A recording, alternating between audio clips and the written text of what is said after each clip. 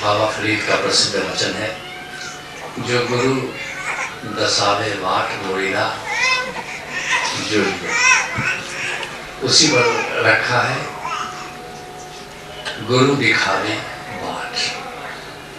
इसके पहले कि गुरु क्या बाट दिखाता है, शेख फरीद क्या कहना चाहते हैं, शेख फरीद के बारे में थोड़ा सा हम बताना चाहेंगे। यद्यपि आप शेख फरीद की नगरी में रहते हो तो मैं उम्मीद करता हूँ कि मुझसे ज़्यादा आप जानते हो शेख फरीद के बारे में, लेकिन फिर भी जिस दृष्टि से मैं शेख फरीद को देखता हूँ, मैं चाहता हूँ कि थोड़ी उस दृष्टि से भी आप शेख फरीद को देखो।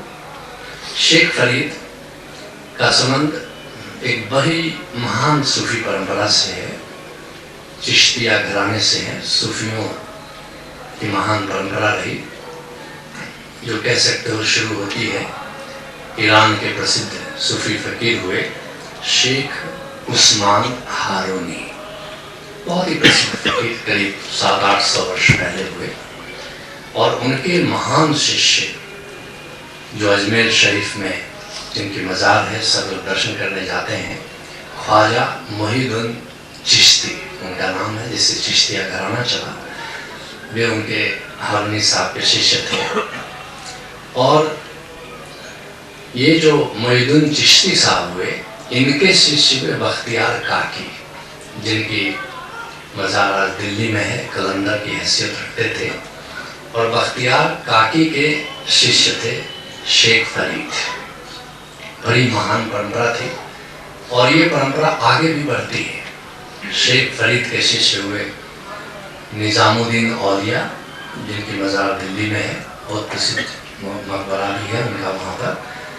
और फिर उनके शिष्य हुए अमीर खुसरो, जिनका नाम आपने सुना होगा, सितार का आविष्कार किया अमीर खुसरो ने।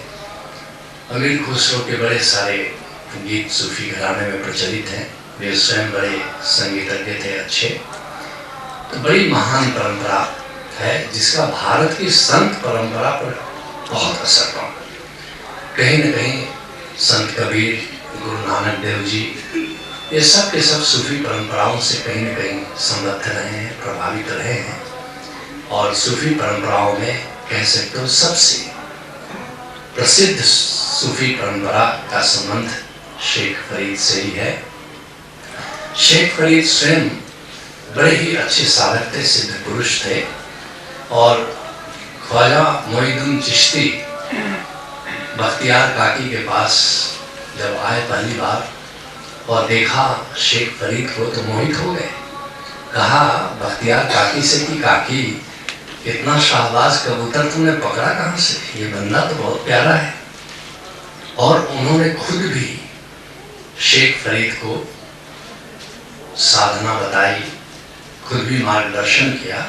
इस तरह शेख फरीद को न केवल अपने गुरु बख्तियार काकी से दृष्टि प्राप्त हुई, निर्देशन प्राप्त हुआ, गाइडेंस प्राप्त हुआ, मार्गदर्शन प्राप्त हुआ, बल्कि ख्वाजा मोहिउद्दीन चिश्ती अजमेर शरीफ के, उनसे भी उनको मार्गदर्शन मिला।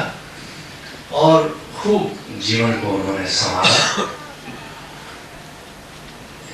और उनके शिष्य निज़ामुद्दीन औलिया, दिल्ली के जितने बादशाह थे, या दिल्ली के बादशाह, उस जमाने के और भी हिंदुस्तान में जितने बादशाह थे, वो सब के सब उनकी बड़ी इज्जत करते थे। लेकिन कभी कभी वो देखते थे कि शेख फरीद मौन हो जा रहे हैं, आंखों में अश्रुधारा बह रही है, और उनको बात समझ में नहीं आती थी ये शेख फरीद जैसा गुरु, जैसा पीर रोता क्यों है।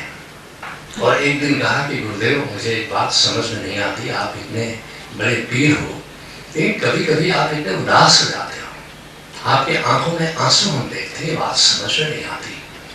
जब बहुत जिद किया तो शेख फरीद ने कहा, मैं तुमसे क्या बताऊं। एक बार मैंने अपने गुरु बख्तियार काकी जी से कहा कि मैं एक साधना करना चाहता हूँ, चालीहा की साधना करना चाहता हूँ। सूफीज़्म में 40 दिनों की साधना होती है, 40-40 दिन की साधना होती है। जैसे तुमको कोई मंत्र सिद्ध करना है या कोई साधना सिद्ध करनी है तो 40 दिन उसमें लगते हैं। मुझे भी सूफी साधना कराई गई है, कई बार चालिया करने का मौका मुझे मिला है। तो कहा शेख फरीद ने कि मैं चालिया करना चाहता हूँ, लेकिन ये जो सूफियों की परंपरा है, जो चिश्तिया घराना है, ये समझ की धारा है, ये सहज योग की धारा है। इसमें बहुत हठयोग या बहुत तंत्रयोग और इसका प्रचलन नहीं है। तो बख्तियार काकी ने कहा कि फरीद ऐसा है कि हम चिश्तिया घराने से हैं और इसमें चालिया की कोई खास ज़रूरत नहीं है, हम लोग सहज मार्ग के राही हैं, तो मैं नहीं सलाह दूंगा कि तुम चालिया करो। शेख फरीद ने कहा कि गुरुदेव लेकिन कर लेने में हर्जा भी क्या है। शेख काकी साहब मौन हो गए, उनका मगर फायदा भी क्या है। कहा शेख फरीद ने अपने शिष्य निजामुद्दीन औलिया से कि जब ये बात मुझे याद आती है कि मैंने अपने गुरुदेव से बहस कर दिया था उस दिन, जब कह दिया था मेरे गुरुदेव ने कि चालिया की जरूरत नहीं है तो नहीं है, लेकिन इतना कैसे मुझे अहंकार हो गया कि मैं अपने गुरु से ज़्यादा जानता हूँ क्या चीज़ ज़रूरी है क्या चीज़ नहीं ज़रूरी है, और इतना मैं मूढ़ हो गया, इतनी मूढ़ता कर गया कि मैंने अपने गुरु से ही कह दिया, बहस कर दिया। और इस बात को जब मैं याद करता हूँ तो बहुत ही पश्चाताप होता है, आंखों में आंसू आते हैं। कभी कभी मैं इस प्रसंग पर विचार करता हूँ तो मुझे लगता है क्या लोग थे। अब ये कोई ऐसी बहस तो नहीं थी, अपना प्रस्ताव ही तो रखा था, गुरु ने नहीं माना तो प्रस्ताव को दूसरी बार रखा, इसको बहस तो नहीं कह सकते। लेकिन उतने के लिए भी भीतर एक टीस उनके मन में हमेशा रही कि अपने गुरु से जब एक बार प्रस्ताव गुरु ने नहीं माना तो नहीं माना, दूसरी बार रखने की जरूरत क्या थी, क्या पीर परस्ती है। और सच कहो तो सूफीज्म तो खुदा परस्ती है ही नहीं, इस्लाम खुदा परस्ती है मगर सूफीज्म पीर परस्ती है। और अध्यात्म की जितनी परंपराएं हैं करीब करीब पीर परस्ती है, करीब करीब गुरु से जुड़ करके अध्यात्म चलता है, धर्म परमात्मा से जुड़ करके चलता है, लेकिन अध्यात्म गुरु से जुड़ करके चलता है। क्यों? क्योंकि परमात्मा गुरु बन करके ही, मुर्शिद बन करके ही अपना काम करता है अपने बंदों के साथ। जब भी परमात्मा काम करेगा अध्यात्म की दिशा में, वो गुरु बन करके काम करता है। इसलिए प्रसिद्ध वचन गुरु नानक देव जी का है कि गुरु गुरु एको अभेद अनेक। सारे गुरु गुरु गुरु एक ही हैं, भेद का फर्क हो जाता है। क्यों? क्योंकि परमात्मा ही असली गुरु है, परमात्मा ही सदगुरु है। जब भेद धारण कर लेता है तो पूरा गुरु हो जाता है। पूरा गुरु और पूरा परमेश्वर में बस इतना ही अंतर है। जब निराकार हो जाता है तो पूरा परमेश्वर हो जाता है, और साकार हो जाता है तो पूरा गुरु हो जाता है। और दोनों के अपनी सीमाएं हैं। जो पूरा परमेश्वर कर सकता है वो पूरा गुरु नहीं कर सकता, और जो पूरा गुरु कर सकता है वो पूरा परमेश्वर नहीं कर सकता। क्या कर सकता है पूरा परमेश्वर? तुम्हें जीवन देता है, तुम्हें महाजीवन की श्रृंखला में ले चलता है। और गुरु क्या करता है? वो तुम्हें परम जीवन दे देता है। परमेश्वर परमात्मा स्वयं तुम्हें परम जीवन नहीं दे सकता, परम जीवन के रहस्य नहीं खोल सकता। वो जीवन दे सकता है और महाजीवन दे सकता है। महाजीवन मैं कहता हूँ जन्म और मृत्यु की जो श्रृंखला है, जीवन हमारा जन्म से मृत्यु ही भर नहीं है, बल्कि हम आत्मलोक से आते हैं, स्पिरिट वर्ल्ड से आते हैं, और यहाँ चलो 100 साल 50 साल 70 साल शरीर में रहते हैं, फिर इसके बाद जाते हैं, फिर समझो 20 साल 50 साल 100 साल वो रात की तरह है, फिर हम अपने आत्मलोक में रहते हैं, विश्राम करते हैं। जैसे तुम घर के बाहर जाते हो और वहाँ काम करते हो, और काम करके फिर आते हो तो अपने घर में विश्राम करते हो रात में। ऐसे ही खेल चलता रहता है। हम यहाँ पर आते हैं, ये हमारे महाजीवन का एक दिन है, एक पूरा जीवन। फिर यहाँ से जब हम जाते हैं तो एक रात्रि की तरह करीब उतना समय हम विश्राम करते हैं, और फिर विश्राम करने के बाद नई ऊर्जा ले लेते हैं, और फिर अगले जन्म में हम आते हैं, और ये सिलसिला चलता रहता है। ये इसका पूरा नियामन परमात्मा करता है, पूरा परमेश्वर करता है, जीवन का भी नियामन करता है। लेकिन महाजीवन के आगे परम जीवन है, जिसको हम जान लें तो हम परम पद पा लेते हैं। फिर परमात्मा के अंग संग हम रहते हैं, फिर परमात्मा की नौकरी करते हैं, फिर हम उसके चाकर हो जाते हैं, फिर हम गोविंद के एम्प्लॉय हो जाते हैं। ये लेकिन परम जीवन का जो खेल है ये केवल गुरु बता सकता है, और पूरा गुरु बता सकता है। और पूरा गुरु में कौन काम करता है, कौन बताता है? परमात्मा ही पूरा गुरु बन करके ये खेल रचता है। तो निश्चित इसलिए जितनी अध्यात्म की परंपराएं हैं वो सब गुरु से जुड़ करके चलती हैं। इसलिए गुरु के पीछे गोविंद खड़ा, बाकी सब धर्म कर्म दशा। याद रखना, गुरु के पीछे ही गोविंद मिलता है। जिसने भी गोविंद पाया है वो गुरु के पीछे ही चल करके पाया है। गुरु के पीछे चलते हो चलते हो चलते हो, क्योंकि जब परमात्मा की ओर चलते हो तो एक दिन परमात्मा की कृपा हो जाती है। और परमात्मा की कृपा होती है, कैसे पता चला कि परमात्मा हम पर प्रसन्न है? तुम्हारे जीवन में एक पूरा गुरु भेज देता है, तब समझ लेना कि परमात्मा की कृपा हो गई। और फिर तुम पूरा गुरु के साथ चलते हो, और पूरा गुरु के साथ चलते चलते एक दिन गुरु प्रसन्न हो जाता है, फिर परमात्मा मिल जाता है। बस यही खेल है, दो ही कदम पर ये सारा खेल चलता है। तो निश्चित रूप से ये जो परंपरा, शेख फरीद जिस परंपरा से आते हैं, ये पीर परस्ती की परंपरा है, गुरु के साथ चलने की ये परंपरा है। तो इसलिए आज इस विषय पर चर्चा करेंगे, शेख फरीद के इस वचन पर, जो गुरु दसै बाट।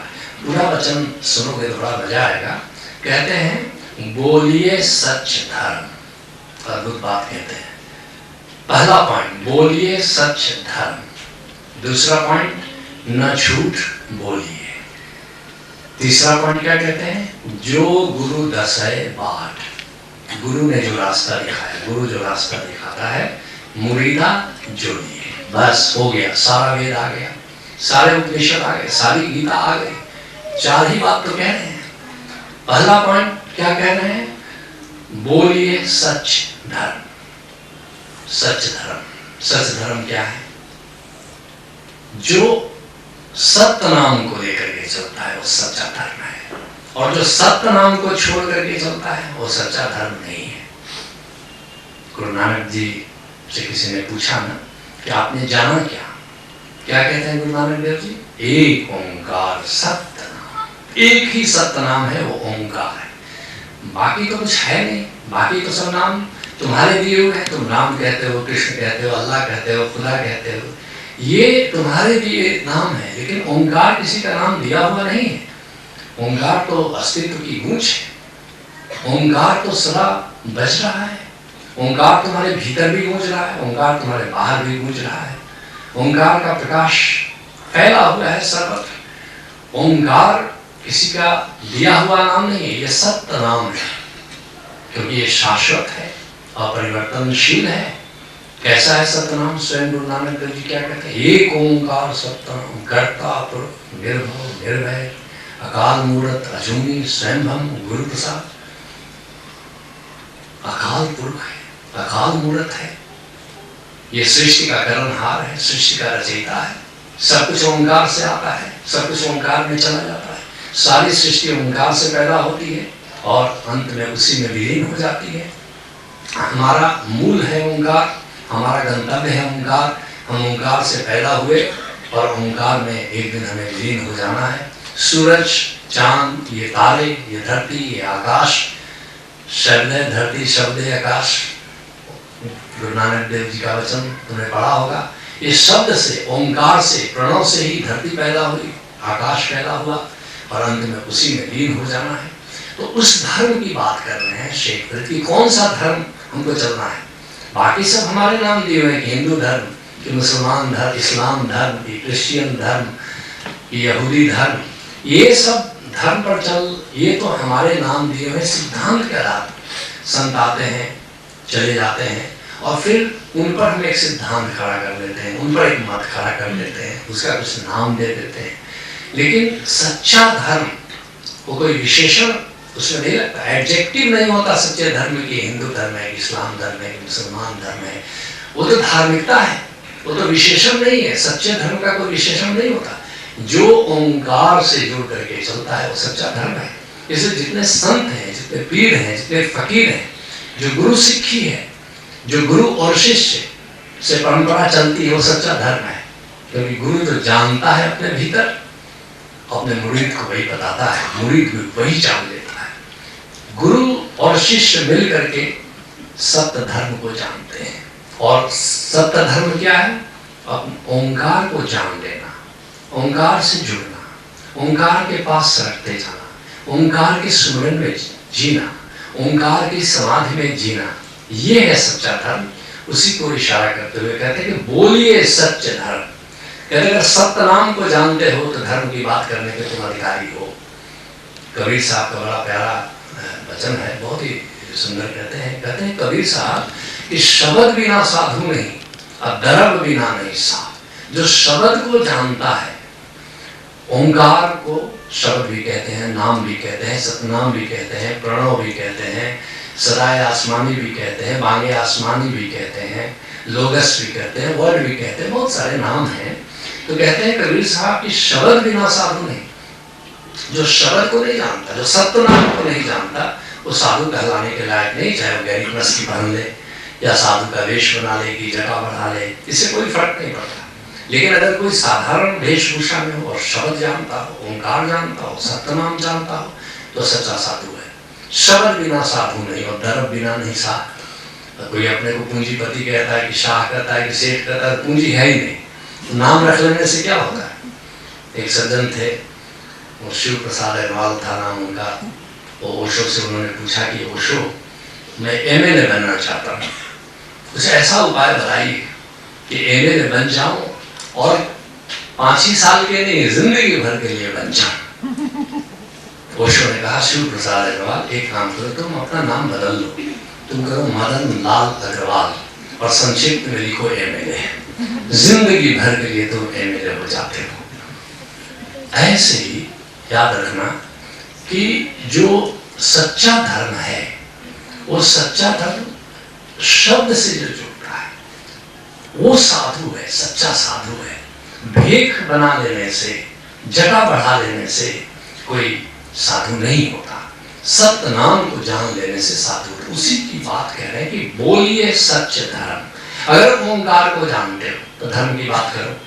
लेकिन कई उपदेशक तुम देखोगे चैनल्स पर भी आते हैं, तुम देखोगे किस्से और कहानियाँ और गीता और रामायण की व्याख्याएं और भागवत पुराण, और सोचते हैं कि वे धर्म की बात कर रहे हैं। नहीं, वे सच्चे धर्म की तो बात कर रहे हैं, लेकिन सच्चे धर्म की बात भी ये किस्सा कहानियां नहीं है। कहते हैं हजरत इकबाल, ये हकीकत रवायत में खो गई, ये उम्मत खुराफात में खो गई। ये जो सच्चा धर्म है, जो हकीकत है, वो किस्से कहानियों में खो जाता है। मैं बिलासपुर में रहता था और वहाँ मैंने देखा कि रावण का पुतला बन रहा है।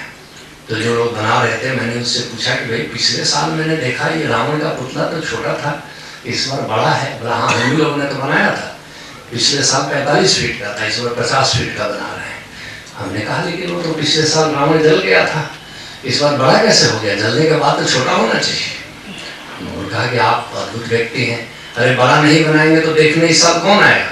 लेकिन अगले साल क्या और बढ़ा दोगे रावण का? हाँ, अगले साल 55 फीट बनाएंगे। आप देख लो, हर साल हम रावण को जला देते हैं, हर साल राम से रावण का वध करा देते हैं, लेकिन रावण का कद तो छोटा हो नहीं रहा है, रावण का कद बढ़ता चला जा रहा है। इन किस्से कहानियों में धर्म नहीं है। मनोरंजन ठीक है, बड़ा अच्छा लोग गाते हैं, बड़ा प्यारा गाते हैं, और मैं भी कथाएं कभी कभी सुनता हूँ तो मुझे अच्छा लगता है। और रोते हैं, रुलाते हैं, हंसते हैं, हंसाते हैं। एक विद्वान को मैं सुन रहा था, पंडित जी को टीवी में सुन रहा था, और वे कह रहे थे कि माँ सीता के पैर में कांटा गड़ गया और माँ सीता को तकलीफ होने लगी, और राम से कहा कि मेरे पैर में कांटा गड़ गया है, मैं क्या करूं? राम ने कहा कोई बात नहीं, मैं निकाल देता हूं। सीता ने कहा कि नहीं, ऐसा कैसे होगा? आप मेरे पति हो और आप मेरा पैर छुओ, ये मैं कैसे मंजूर कर सकती हूँ? और फिर सीता रो रही है और पंडित जी अपना बीच में गीत गाने लगे कि इस सीता को कैसे कष्ट हो रहा। मैं कह रहे पंडित गीत बंद करो, मैया के पैर में गड़ा है, उसको कांटा तो तुम निकलवाओ। लेकिन पंडित जी अपनी मौज में गीत गा रहे हैं, मैं भी बहुत दुखी हो रहा हूँ, मैया के पैर में कांटा गड़ा हुआ है। फिर उधर से लक्ष्मण को राम कहते हैं कि लक्ष्मण एक काम करो, सीता के पैर में कांटा गड़ा है, उसको निकलवाओ। अब लक्ष्मण कहता है कि मैंने तो कसम खा ली है कि मैं भाभी का स्पर्श नहीं करूंगा, और कांटा निकालने के लिए स्पर्श करना होगा, तो मैं कैसे स्पर्श करूं? लक्ष्मण पर भी मैं नाराज हो रहा हूँ कि क्या आदमी भैया, कांटा गड़ा हुआ है, तुम्हें अपने कसम की पड़ी हुई है, मैया को कष्ट हो रहा है। और फिर पंडित जी अपना कुछ और बात करने लगे। फिर कहते हैं कि उधर से भीलनी आ रही है, और भीलनी से लोग राम कहते हैं कि सुनो, सीता के पैर में कांटा गड़ा है तो पैर का कांटा निकालो। भीलनी कहती कि भाई तुम दो हो, कांटा क्यों नहीं निकाल रहे हो? फिर अब राम बताते हैं कि मैं क्यों नहीं कांटा निकाल रहा हूँ। लक्ष्मण बताते हैं कि मैं क्यों नहीं कांटा निकाल रहा हूँ। फिर भीलनी पूछते अपना पूरा परिचय बताओ, तुम लोग हो कौन है, बड़े विचित्र प्राणी लगते हो कि कांटा गड़ा है और तुम निकाल नहीं रहो। पूरी रामायण पंडित जी शुरू करते हैं कि मैं कौन हूँ, मैं दशरथ पुत्र हूँ, कैसे वनवास हुआ। हमने देख लो कांटा गड़ा है, ये इनको पंडित जी को सूझ नहीं रहा है और इतनी देर से वो बखान किए जा रहा है पूरी रामायण। और सोचो तो सही, मुझे भी अच्छा लगा, मुझे भी दुख हुआ कि माँ सीता के पैर में कांटा गड़ा हुआ है, लेकिन इन किस्से कहानियों से धर्म का क्या संबंध है? कोई संबंध नहीं है। मनोरंजन हो सकता है, रो सकते हो, रुला सकते हो, हंस सकते हो, हंसा सकते हो, लेकिन सच्चे धर्म से इसका कोई संबंध नहीं है। सच्चा धर्म तो ओंकार की साधना है, सच्चा धर्म तो ओंकार को जानना है, सच्चा धर्म तो ओंकार का सुमिरन है, सच्चा धर्म तो ओंकार से मिलकर एक हो जाना है। इसलिए ठीक कहते हैं बाबा फरीद, बोलिए सच धर्म, न झूठ बोलिए, झूठा धर्म मत बोलो। क्यों? 99% लोग झूठे धर्म की बात कर रहे हैं, इसे बोलना पड़ा बाबा फरीद को। 99% धर्म के नाम पर जो हो रहा है, जो चर्चा हो रही है, वो झूठा ही धर्म है।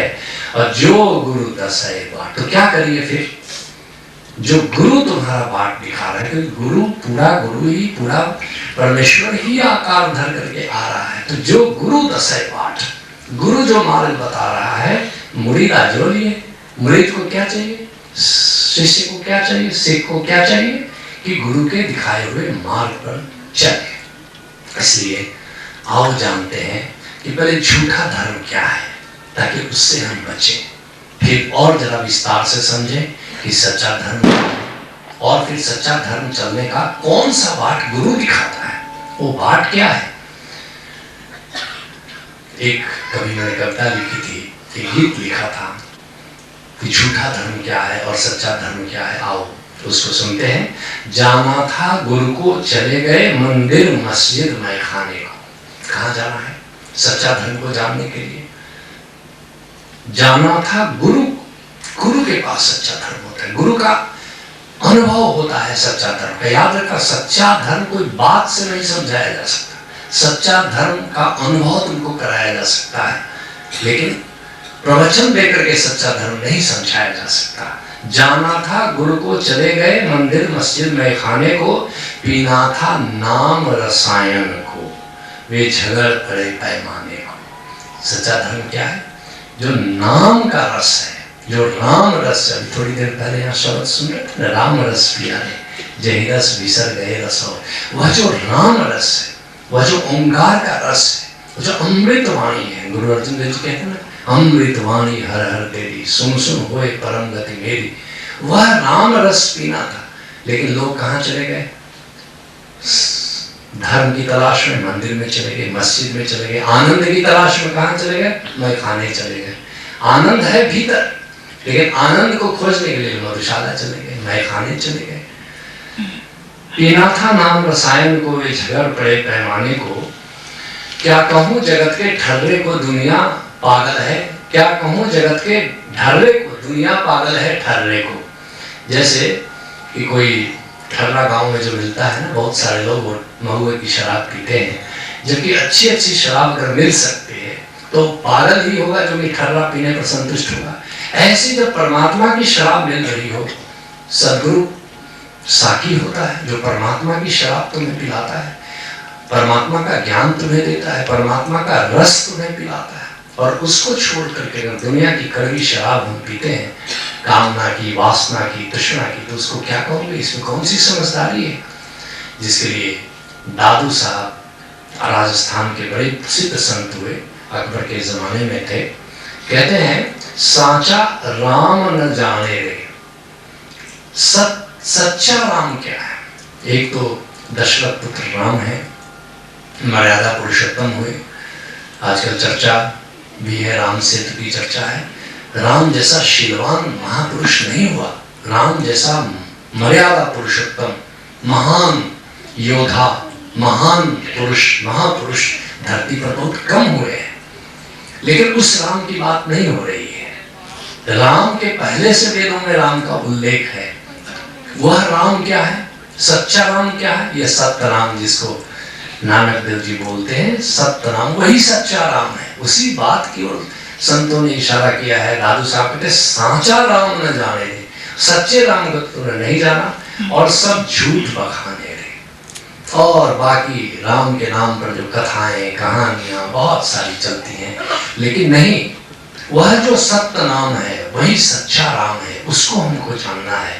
और झूठे देवा झूठी सेवा झूठा करे पसारा। देख लो, अपनी माँ अपना मंदिर लोग बना लेते हैं, अपना देवता देवी बिठा लेते हैं और उसकी पूजा करते हैं। और जबकि परमात्मा का जो ये मंदिर है जिसमें कि राम विराजमान है देवता के रूप में, हमारे ये जो मंदिर परमात्मा ने बनाया है, इस मंदिर की ओर हम ध्यान नहीं देते और मनुष्य के बनाए हुए मंदिरों में हम जाते हैं, उसकी ओर इशारा करते हुए कहते हैं झूठे देवा झूठी सेवा झूठा करे पसारा, और झूठी पूजा और झूठी पाती झूठा पूजनहारा। बस सब झूठ चल रहा है। पूजने वाला भी झूठा, वो फूल पत्ती तो लाते हो वो भी झूठ है। सब पूजा पाठ के नाम पर, धर्म के नाम पर झूठ का बाजार, झूठ का पसारा फैला हुआ है। जबकि सांचा राम न जाने। अगर सत्य धर्म का पालन करना चाहते हो तो फिर उस सच्चे राम को जानना होगा। सूफी फकीर कहता है, बड़ी प्यारी बात कहता है कि नाम को हम जानते नहीं, नाम और बिल्कुल उसका नाम को जाने बिना अगर हम राम का नाम लेते हैं जिस राम को जानते नहीं, तो ऐसे नाम को जपने से कोई लाभ होने वाला नहीं है। नाम ही नाम ले लिया जानते उसे वाकई नहीं। सुनो सूफी शायर क्या कहता है, तुम नाम लेते हो, जानते नहीं हो कि किसका नाम ले रहे हो। नाम ही नाम ले लिया और जानते उसे वाकई नहीं। कहते हो बस खुदा खुदा, अब देखा उसे कभी नहीं। ऐसे खुदा की बंदगी कुफ्र है, बंदगी नहीं। खाली जो गुजरे एक नफस मौत है, जिंदगी नहीं। राम का नाम लेते हो तो राम को जानते नहीं है, तो उसका नाम लेना कुफ्र है, अधर्म है। मगर एक और बात है, खाली जो गुजरे एक नफस मौत है, जिंदगी नहीं। अगर राम को याद किए बिना जो क्षण तुम जी रहे हो वो मृत्यु के समान है, वो जिंदगी नहीं है। गुरु अर्जुन देव जी तो एक जगह कहते हैं जीवित जीवित जीवित रहो। तुम जिंदा होकर के जीव अजीब बात कहते हैं। वो किनसे कह रहे हैं? मुर्दों से कह रहे हैं। जीवित जीवित जीवित रहो, तुम जीवित रहो। जीवित होना होता है, जीवित हो, तुम हो नहीं। जीवित होने की कला जाननी पड़ती है। आदमी कैसे जीवित होता है? राम रसायन नित उठ पियो। रोज उठ करके पहले राम का रसायन पियो, राम रस पियो। अगर राम रस पीते हुए तुम जीते हो जिंदगी को, तब तो जी रहे हो, और नहीं तो मुर्दा समान।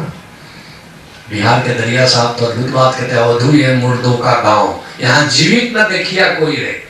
कहते हैं कि अवधू है साधुओं, ये तो मुर्दे का गांव है, यहाँ तो मैंने जीवित किसी को देखा ही नहीं। जीवित कौन है? हम में से कौन जीवित है? कोई अर्जुन देव जी जीते हैं, कोई दादू जीते हैं, कोई रैदास जीते हैं, कोई कबीर जीते हैं। अवधू यह मुर्दे का गांव, यहाँ जीवित न देखिया कोई रे। तभी तो गुरु अर्जुन देव जी कहते हैं जीवित जीवित जीवित रहो। राम कैसे? राम रसायन नित उठ पियो। अगर रोज प्रतिदिन हर क्षण अगर राम रसायन पीते हो तो तुम जीवित हो, नहीं तो तुम जीवित नहीं हो। ठीक उसी बात को कह रहे हैं कि साचा राम न जाने रे, सब झूठ बखाने रे। झूठी देवा झूठी सेवा झूठा। लोग सेवा करते हैं, देवता और देवी का श्रृंगार करते हैं, कहते हैं कि सेवा हो रही है। सब झूठ पर आधारित है। पूजा पाठ, ये तीर्थ जाना, ये व्रत करना, ये अनुष्ठान करना, ये यज्ञ करना, ये झूठा धर्म है, ये सच्चा धर्म नहीं है। तो फिर सच्चा धर्म क्या है? गुरु नानक देव जी से किसी ने पूछा सच्चा धर्म क्या है? क्या कहते हैं? एक ओंकार सत्य, ये सच्चा धर्म है। ओंकार को जानो, ये सच्चा धर्म है। ओंकार से जुड़ करके जो धर्म चलता है, बस वो सच्चा धर्म है। और ओंकार से कटकर जो धर्म चलता है वह झूठा धर्म है। गुरु अर्जुन देव जी से किसी ने पूछा कि सच्चा धर्म क्या है? क्या कहते हैं? सिमरत वेद पुराण पुकारत पोथिया और नाम बिना सब कुट गाली होछिया। कहते हैं कि तुम ग्रंथ पढ़ो, तुम स्मृतियां पढ़ो, पुराण पढ़ो, बाइबल पढ़ो, लेकिन एक बात याद रखना, नाम बिना सब कुट। अगर तुमने नाम को नहीं जाना, एक ओंकार सत्य नाम को नहीं जाना, तो सब तुम्हारे लिए कूड़ा करकट। तुम जो भी करते हो, पूजा के नाम पर करते हो कि आराधना के नाम करते हो कि प्रार्थना के नाम पर करते हो, कूड़ा करकट से ज्यादा उसका मूल्य नहीं है। और नाम बिना सब कुट गाली होछिया, कहते हैं गाली जैसा है। अगर तुम नाम को नहीं जानते और अगर नाम को जान लो, फिर तो बात ही बदल जाती है। फिर तो हर ग्रंथ इतना मूल्यवान हो जाता है। फिर तो हर किताब जो ओंकार को अगर जान लेते हो, अब ओशो के प्रवचन है, ओशो की 650 किताबें हैं। तुम नाम को जाने बिना अगर ओशो की किताबें पढ़ते हो तो कोई भला होने वाला नहीं है तुम्हारा। लेकिन अगर ओंकार को जान करके ओशो की किताबों को पढ़ो, इतना ज्ञान भरा है, इतना तुम्हारे भीतर प्रज्ञा का जन्म हो सकता है जिसका कोई हिसाब नहीं है। लेकिन ये सच्चे धर्म का ज्ञान कैसे होगा? कैसे पता चलेगा कि सत्य नाम क्या है? कैसे पता चलेगा कि ओंकार क्या है?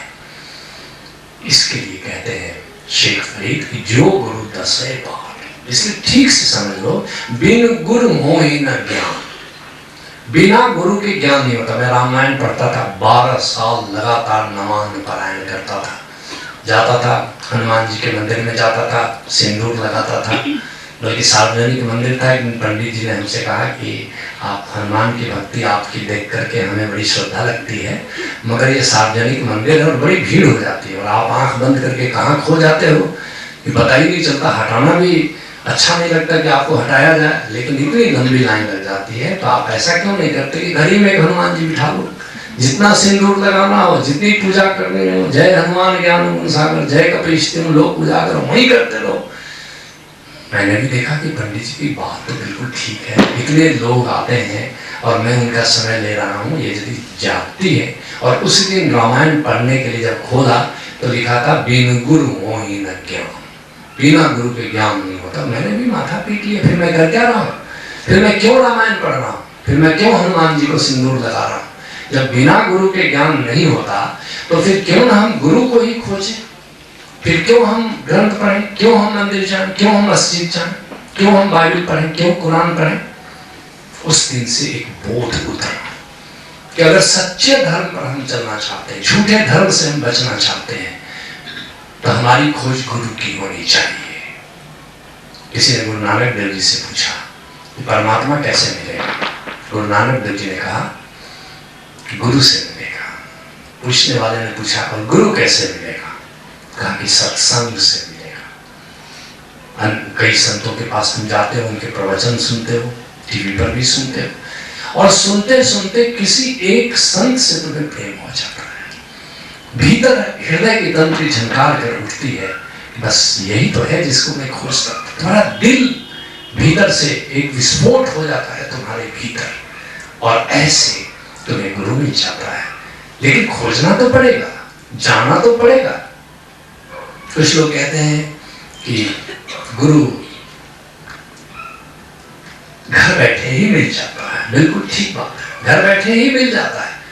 स्वयं गुरु आ जाता है तुमको तलाशते तलाशते। लेकिन तुम्हें भी तो कुछ करना पड़ेगा, कुछ प्यास तो पैदा करनी पड़ेगी, कुछ खोज तो चलनी चाहिए। एक मुल्ला नसरुद्दीन था और नमाज पढ़ता था और रोज परमात्मा को कहता था कि परमात्मा तुम मुझे लॉटरी दिला दे। और परमात्मा सुन सुन करके परेशान हो गया। जब भी नमाज पढ़ता कहते क्या परमात्मा, इतने दिन से तो नमाज पढ़ना और तुमने अभी तक लॉटरी नहीं दिलाई है। एक दिन परमात्मा भी मुल्ला नसरुद्दीन को बोला कि देखो मुल्ला नसरुद्दीन, लॉटरी तो मैं तुम्हें खुलवा दूं, लेकिन टिकट तो खरीद कम से कम, दिलवाऊं भी तो कैसे दिलवाऊं? ऐसे ही गुरु तुम्हें खोजता हुआ पहुंच तो जाएगा, मगर थोड़ी प्यास तो पैदा करो, थोड़ा टिकट तो खरीदो कम से कम, तब तो वो सहायता करेगा। दूरन दास एक बड़े प्यारे संत जगजीवन साहब के शिष्य हैं। कहते हैं बिन गुरु मार्ग कौन बतावे, बताओ तो सही, बिना गुरु के कौन बताएगा मार्ग? बड़ा मुश्किल है मामला। अपने देश में हमको कहीं जाना होता है तो गाड़ी रोकते हैं, किसी से पूछते हैं भैया ये कहाँ जाएगा, हमको जाना यहाँ है, कैसे जाएगा, पूछते हैं, मार्ग पूछते हैं। और जबकि मील के पत्थर लगे हुए हैं, नक्शे बने हुए हैं, तब तो हमको पूछना पड़ता है। और अपने देश में अच्छी बात है कि हम पूछने की हमारी आदत है, विदेशों में पूछने की आदत ही नहीं। एक बार इंग्लैंड में एडिनबरा से ग्लासगो जा रहे थे और 4 अपने भारत के लोग थे गाड़ी में बैठे, और टैक्सी ड्राइवर एक महिला थी और हर 15 मिनट ड्राइव करती थी और गाड़ी रोक लेती थी और नक्शा लेके बैठ जाती थी। अब जाना किधर है? मैंने कहा कि भाई किसी से पूछ लो ना कि किधर हमको ग्लासगो जाना है तो कौन सा रास्ता जाएगा। वो सिर्फ सुने और मुस्कुरा दे, कुछ बोले ही नहीं। और फिर क्या हो, फिर 15-20 मिनट ड्राइव करे और फिर गाड़ी रोक दे और नक्शा लेकर के बैठ जाए। वो सुबह से उस बाई ने शाम कर दिया, 3 घंटे की जर्नी 12 घंटे में उसने पूरी की। और फिर जब होटल में हम लोग को ले गई तो वो नाचने लगी। मैंने कहा भाई नाचती क्यों है? बोले तुम बार बार मुझे कह रहे थे ना मैं किसी से पूछूं, बिना पूछे मैं ले आई ना तुम लोगों को, ले तो आई, ये 12 घंटे खराब कर दिए। ऐसे ही अगर चलोगे बिना गुरु की मदद के तो 12, 14, 20 जन्मों में, 100 जन्मों में पहुंच जाओगे। मैं ये नहीं कहता कि नहीं पहुंचोगे, लेकिन जब सुविधा है, हम किसी से पूछ सकते हैं कि परमात्मा के मार्ग पर जाना है, भैया बता दो, तो फिर हर्जा क्या है? तो कोई अहंकारी व्यक्ति या मूढ़ व्यक्ति ही कहेगा कि हम अपने से ही चलेंगे, अपना समय खराब करेगा, अपनी ऊर्जा नष्ट करेगा। दूरंदास कहते हैं बिन गुरु मार्ग कौन बताए और करिए कौन उपाय। क्या उपाय करोगे? क्योंकि वहां तो मील के पत्थर भी नहीं लगे हैं। और बिना गुरु के माला फेरे और जन्म अकारथ जाए। बहुत से लोग देखो माला जप रहे हैं, कुछ मंत्र जप रहे हैं, कुछ माला जप रहे हैं, जपते रहो। और हमने बड़े प्रबुद्ध लोगों को, बड़े प्रबुद्ध लोगों को देखा, कथावाचक है, बड़े बड़े कथावाचक है, झोली लिए रहते हैं, माला फिरते रहते हैं। बात तो साफ है कि कथा भी जानते हैं लेकिन सत्य धर्म नहीं जानते। सत्य धर्म का जानने वाला माला नहीं फेरता। माला फेरत जो गया मिटा मन का फेर। अरे मन का फेर ले तो काहे को दे? माला फेरने से नहीं होगा। मन का मन को जानना होता है, चेतना को जानना होता है, ओंकार को जानना होता है। और ये बात केवल गुरु बता सकता है। गुरु अमरदास जी गुरु सिक्खी परंपरा के 3रे बादशाह हैं। बड़े प्यार से, बड़े प्यारे ढंग से, बड़े अनूठे ढंग से उन्होंने इस बात को समझाया है। क्या समझाया है? जिसका गृह 3 दिया ताला। ये घर जो है ना, ये हमारा घर जो है, ये परमात्मा बिल्डर है इसका, परमात्मा इसको बनाता है। जिसका गृह 3 दिया ताला और कुंजी गुरु सो पाई। और कुंजी किसको दे दिया? गुरु को दे दिया है। जैसे कोई बिल्डर फ्लैट बनाता है, मान लो यहाँ किसी ने फरीदकोट में फ्लैट बनाया, तुमने पैसा दे दिया, फ्लैट बुक कर लिया कि फलाने नंबर का फ्लैट तुम्हारा है। अब तुम्हें पैसे भी दे दिए, तुम्हारा फ्लैट हो गया, लेकिन फ्लैट में जाओगे कैसे जाओगे? चाबी लेने तो कहीं से जाना होगा। चाबी के बिल्डर से फोन करोगे कि मैं जाना चाहता हूँ, पोसेशन लेना चाहता हूँ, अपने घर में रहना चाहता हूँ। बिल्डर क्या कहेगा? हमारा केयर टेकर यहाँ रहता है, आप जाओ केयर टेकर से चाबी ले लो और वहां अपने घर में प्रवेश कर जाओ। ऐसी गुरु केयर टेकर होता है।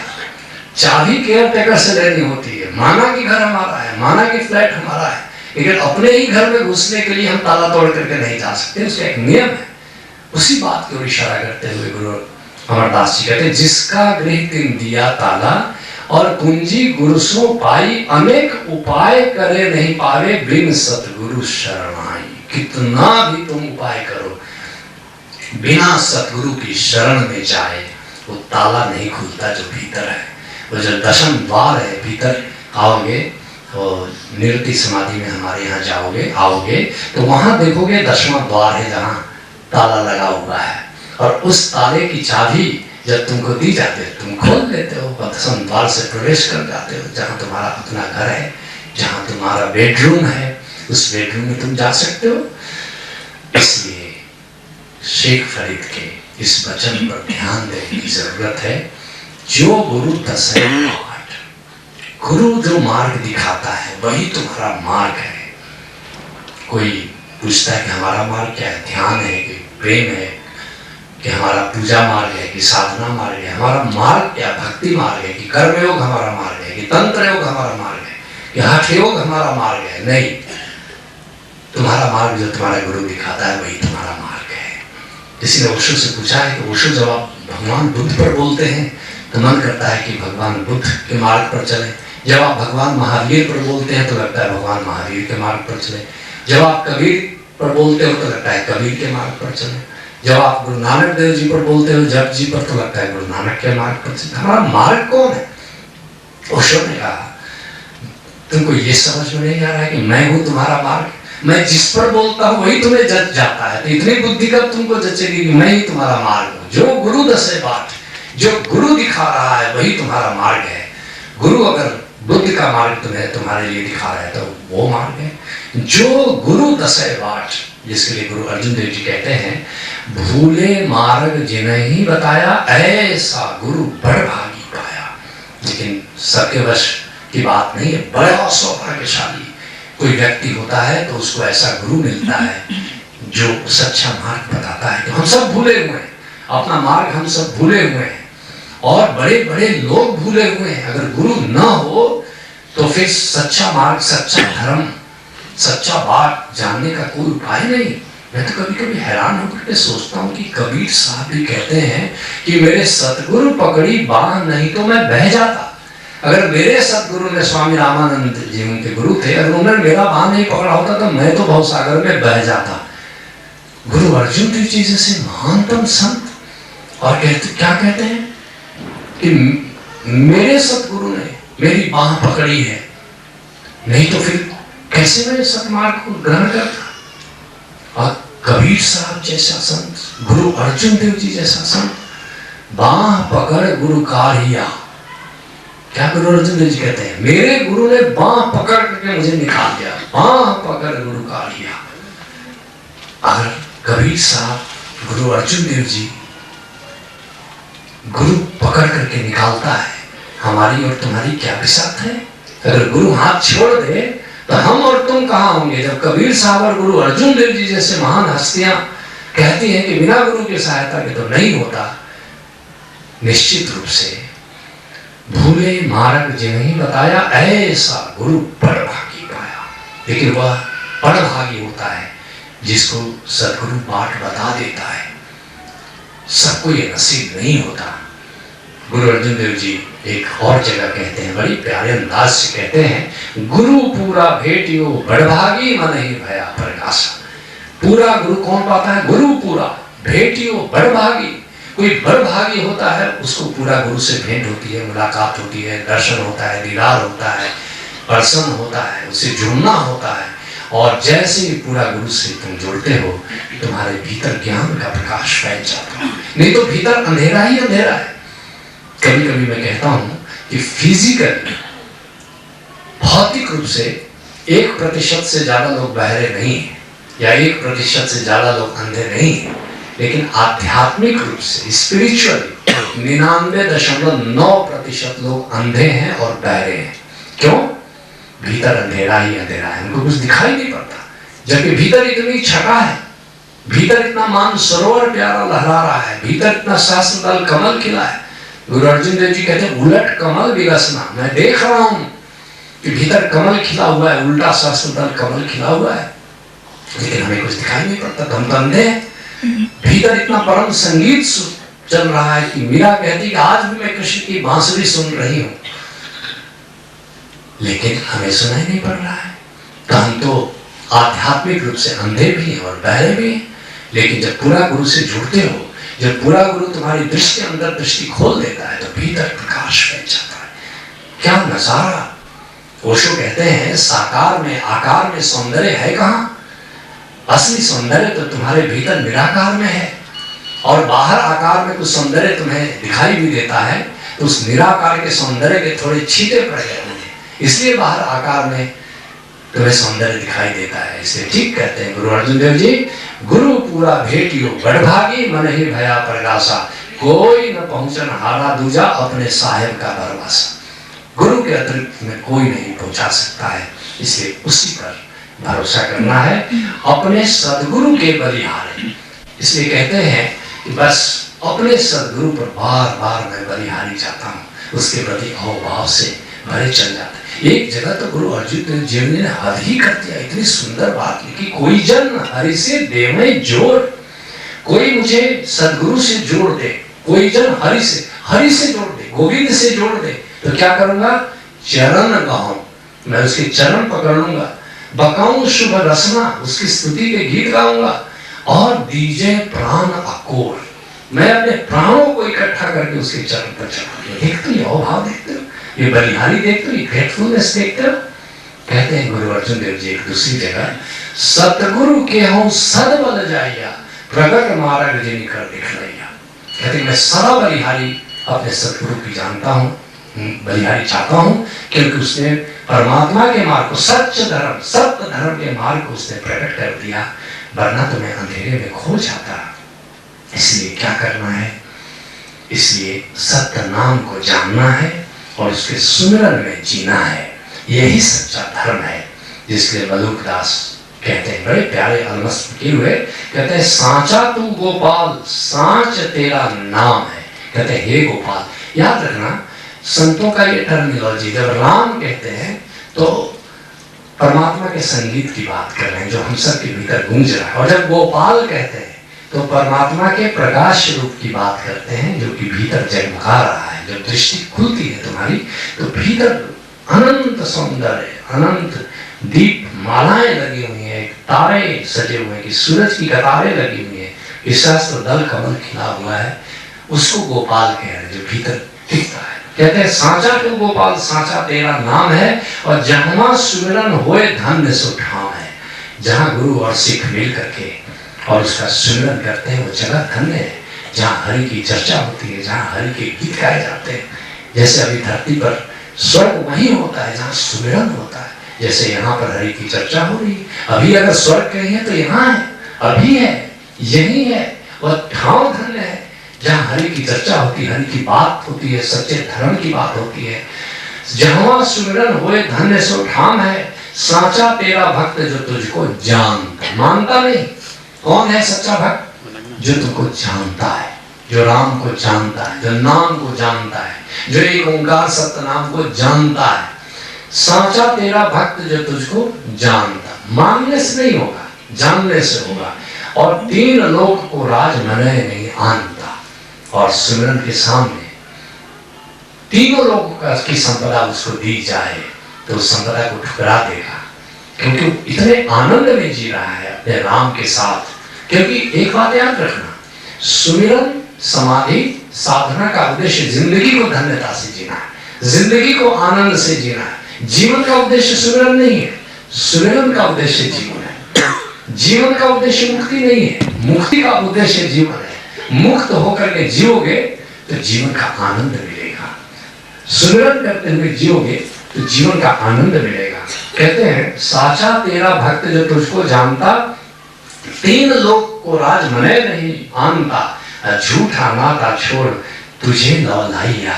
लेकिन हमारे नाते, हमारे रिश्ते, हमारा फैलाव, हमारा मोह, हमारी पकड़ तो संसार से है, लेकिन जो जिस दिन सत्य नाम को जान लोगे उस दिन तुम्हारी चेतना भीतर मुड़ जाती है और बाहर तुम्हारा रस नहीं रहता, पकड़ नहीं रहती। बाहर आनंदित हो जाते हो लेकिन बाहर की पकड़ ढीली पड़ जाती है। झूठा नाता छोड़ तुझे लौलाइया, और सुमिर तिहारो नाम परम पद पाइया। कितनी साफ बात संतों ने कही है, झूठा नाता छोड़ तुझे लौलाइया, उसे परमात्मा से प्रीत हो जाती है, परमात्मा के प्रेम में पड़ जाता है। और सुमिर तिहारो नाम परम पद पाइया, और उस नाम के सुमिरन में जीते हुए वो निष्काम हो जाता है, वो परम आनंद को उपलब्ध हो जाता है, वो परम प्रेम को उपलब्ध हो जाता है। और परम प्रेम में जीना ही परम पद है। आज हम चर्चा कर रहे थे एक जगह कि परम प्रेम क्या है। एक प्रेम है जो कहीं से आता है और किसी की ओर जाता है। इस प्रेम से तो हम सब परिचित हैं। हमारा प्रेम किसी की ओर जाता है, माँ का प्रेम बच्चे की ओर जाता है, बच्चे का प्रेम माँ की ओर जाता है। लेकिन एक ऐसा प्रेम है जो न कहीं से आता है न कहीं जाता है, जो सदा है। इस पूरी सृष्टि की रचना जिन अणुओं से हुई है उसका नाम प्रेम है। दादू से अकबर पूछता है कि परमात्मा कैसा है, उसका रंग कैसा है, उसका ढंग कैसा है, गोरा है कि काला है। दादू कहते हैं दशरथ तुम पूछ रहे हो अकबर हमसे परमात्मा की जाति कैसी है, परमात्मा का रंग कैसा है, परमात्मा का ढंग कैसा है। इश्क अल्लाह की जाति है, इश्क अल्लाह का ढंग, इश्क अल्लाह मौजूद है, इश्क अल्लाह का रंग, उसकी जात इश्क है, प्रेम है, उसका ढंग इश्क है, उसका वजूद इश्क है। वह प्रेम परम प्रेम है जिसे सारी सृष्टि निर्मित है, जो सृष्टि के अणु अणु में व्याप्त है, न कहीं से आता है न कहीं जाता है। जब उस प्रेम को जान लेते हो तो उस प्रेम में स्थिर हो जाते हो, उस प्रेम में स्थिर होना ही परम पद है। और ये संभव है केवल सच्च धर्म को जानने से। इसलिए फरीद ठीक कहते हैं कि बोलिए सच्च धर्म, न झूठ बोलिए, और जो गुरु दसावे बाट मुरीदा जो लिए। बस देखो ना, दो पंक्तियों में फरीद ने वह कह दिया जहां वेद नेति नेति का करके चुप हो गए। सत्य नाम को जो जानता है उसको केवल धर्म के बारे में बोलने का अधिकार है, बाकी को नहीं है। न झूठ बोलिए, अगर नहीं जानते हो सत्य नाम को तो बोलो मत। और जो गुरु दसावे बाट, गुरु जो मार्ग दिखलाता है मुरीदा जो लिए। शिष्य को क्या करना है, कुछ भी करना नहीं, इतना मामला आसान है। जो गुरु बता रहा है, जो गुरु समझा रहा है, जो गुरु दिखा रहा है, जो गुरु दसावे बाट, ये भी नहीं कह रहे जो गुरु बतावे बाट, जो गुरु दसावे दिखला देता है तुमको मार्ग।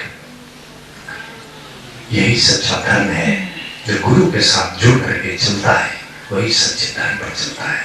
मेरी बातें आपने प्रेम से सुनी, इसलिए बहुत बहुत अनुग्रहित हूँ। हरि ओम।